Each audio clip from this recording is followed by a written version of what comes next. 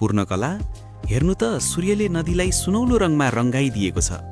यस्तो लाग्छ बागमतीले शताब्दीौंको कथा बोकेर बगिरहेको छ। हो सञ्जय, प्रत्येक छालले यहाँ पुस्तौंदेखि गरिएको प्रार्थनाको सम्झना दिलाउँछ। यो स्थान केवल पवित्र मात्र होइन, यो जिउँदो छ। के तिमीलाई लाग्दैन यस्ता स्थानहरूले हामीलाई हाम्रो जरा मूलसँग जोड्छन्? म त केवल 20 वर्षको छु, तर यहाँ इतिहासको भार महसुस हुन्छ। तर यसले आशा पनि दिन्छ।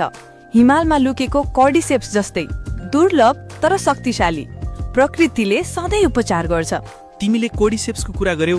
मेरा हजुरबुबाले भन्नुहुन्थ्यो यसले फोक्सो र मृगवला बलियो बनाउँछ, थकितलाई ऊर्जा दिन्छ। हो, र मानिसहरू विश्वास गर्छन् यसले हाम्रो कोषहरू यहाँसम्म कि डिएनए पनि सुरक्षित राख्छ। सानो चीजमा यति ठूलो शक्ति हुनु अचम्मको कुरा होइन र? साँच्चै हो, यो नदी जस्तै शान्त छ तर जीवनलाई धान्छ। कोर्डिसेप्स पनि शरीरभित्र शान्त रूपमा बग्छ, उपचार गर्छ। र स्वास्थ्य भन्दा पर यो सन्तुलनको कुरा हो।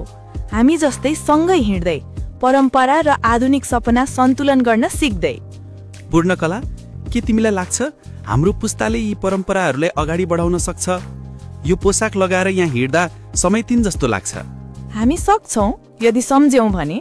परम्परा केवल विगतको कुरा होइन, आज सम्मानपूर्वक बाँच्ने तरिका हो। प्रेम पनि संस्कृतिमा जरा गाड्दा अझ गहिरो हुन्छ। हामी जस्तै यहाँ उभिएका छौं, बागमती बग्छ, मन्दिर उभिएको छ र हामी सँगै हिँड्छौं। यही हाम्रो कथा हो।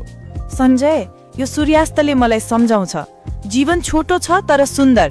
यदि हामी माया, स्वास्थ्य र स्नेह सहित बाँच्यौं भने प्रत्येक दिन पवित्र हुन्छ।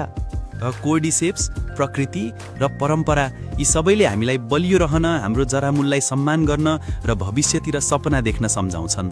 सूर्यास्तको उज्यालोमा बागमती बगिरहना सञ्जय र पूर्णकलाले हामीलाई सम्झाउँछन् स्वास्थ्य, परम्परा र प्रेम यी नदीहरू कहिल्यै रोकिँदैनन्।